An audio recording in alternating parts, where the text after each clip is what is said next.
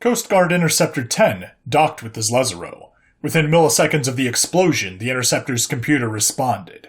Jets of hot nitrogen rapidly expanded into space, pushing against the sudden artificial gravity. The radio crackled to life. Doug here. I'm repositioning the stuff to spin. It will take a minute. Over. Interceptor 10, copy Tug. Hive, will need a refuel of CGN crystals. Over. This is Hive. I-10, we're sending some drones your way. Do you have any injured? Over. Unknown, have a couple evac drones on standby. Over. Copy. Over. Seconds later, the ship thunked as a few automated refuel drones found their hardpoints before taking off. The ship's computer beeped and a smooth female voice began to speak.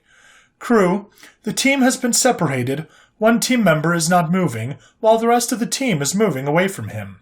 The team leader frowned.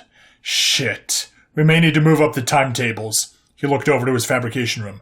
Hey, is our armor done? The analyst poked their head out from the fabricator. Almost. 30 seconds left. Come get it while I grab the communication stuff. The analyst ran back over and started magnetically attaching chrome spikes onto them.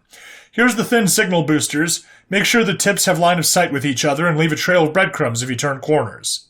Beep. Attention. Team 1 is moving again. The disabled person has made small movements. Based on the gaits of the rest of the squad, it is likely Warren who is injured. The second team's leader grabbed his gun. Ready up. Our current objective is to extract the disabled team member, then make contact with Team 1. Hotchkiss, prep the other bed. The data analyst walked over. Got it. As the team stacked up by the airlock, their analyst ran to the back of their already cramped debriefing room and unfolded another bed next to Peter. The team leader shook his head and exhaled sharply. Overlay the path Team 1 took on our HUDs. We're going in now. Everyone, make sure to touch the walls and ceiling as we go to make a good 3D map. The data from before we lost contact showed anomalous readings. A set of colored lines appeared before them, leading down the temporary airlock and deeper into the alien vessel. The team pushed through the airlock and stomped past catwalks full of pipes, valves, and vaguely retro sci-fi looking industrial equipment. Taking a brief look at the messy yarn of lines indicating the first contact, they kept moving. Finding the main hatchway, the leader checked it and saw that it was unlocked. One of them threw a sticky camera ball before they rushed towards the location of the first team. Staying behind for a second, the breacher pulled out a stack of cones and stuck one to the door. With a flash and a bang, a small hole appeared in the door. He shoved a signal booster through the hole and sprayed the gap with some instant iron, trademarked, for all your instant iron needs. The squad leader hit the mic. Comms check. Received, check. Received, over. A light thump signaled that the tug had fired up again. The HUD lines they were following zigzagged down the hallway before turning right and heading up a ladder embedded in the wall. Another camera ball got slapped down at the corner, then another at the ladder junction. Squad, the isolated team member has begun moving through the ship. They are headed towards the current position of the rest of Team 1. Copy. We're about to climb to their deck. Following the map, they headed up the ladder. Team 1 is splitting up and moving throughout the ship. The isolated team member is not going to meet them at their current speed. Copy. We're almost there. As they made their way up the ladder, the comms buzzed for a second. Data link beep. The computer voice pitched down a few octaves and sounded like an actual drill sergeant than a smart fridge. Critical crew member! Get him to the ship! Now!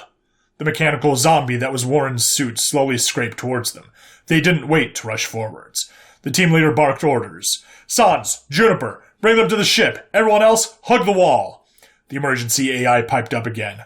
Listen up. Warren's injuries are way too severe for the Interceptor or the Hive's onboard facilities. I'm taking him directly to the hub. Don't expect him back anytime soon. Sans, Juniper, I'm commandeering your suits. Sans was already losing motor function as his suit locked him out. What? Get bent! Sorry, guys. He has like 30 seconds before his suit runs out of power and he dies.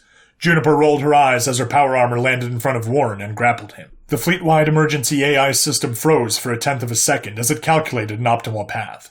Sans jumped down the shaft they just came from. Ignoring the ladder entirely, the AI splayed their arms and feet outwards to slide against the walls of the shaft. Juniper threw Warren's stiff body down and slid after him, making controlled descent down to their original level. Once they reached the correct floor, both suits interlocked with Warren and ignited their RCS thrusters. 10 seconds of flying later, the hallways opened up to the industrial room, and they flew towards the airlock. A small jolt against the interceptor signaled the arrival of the evacuation drone. The RCS fired jets towards the airlock to slow them down as they whizzed by. Halfway through the interceptor, they let go of Warren, who continued towards the rear docking port and into the waiting drone. All right, guys, refuel and get back in there. My job is done. Emergency AI deactive... Oh, and fuck you, Sans. Deactivated. The female voice started up again. Mission data download successful.